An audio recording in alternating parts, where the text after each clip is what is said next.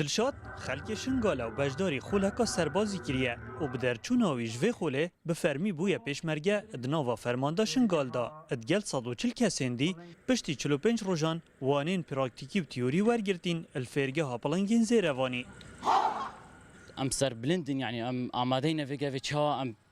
پشتوانی خاگه خو بگن کردستانی بگین ام بگوی ام تشن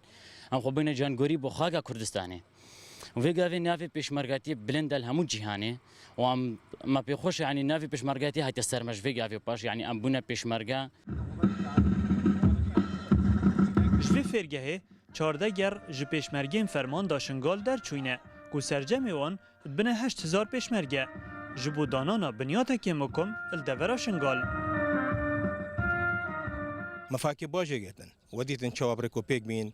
يعني واكيد بيجن لياقة وانا حركاتي وانا واكيد انت تشنا برشابين مثلا او دروس مدين احتمال الفيرنا هاتنا ديار كن بس الصبح سنجري دي ديار بن او پیشمرگین در چوین خلکی پشت راست کن و ده دورین خوب پارزن چون کل جیر سرپرشتی و بسپورن بوار سربازی دا همی جورن وانا ورگرتینه. باوری بلا بو خلق ماجی چه ببید جاگه دیگ نشید مکفت آرده ما سایتا خوده و سروک چک داین ما و راتبه دیتا ما و سلاح گران و تقصیر نکریو انشالله امجی وگا ویناوی بن.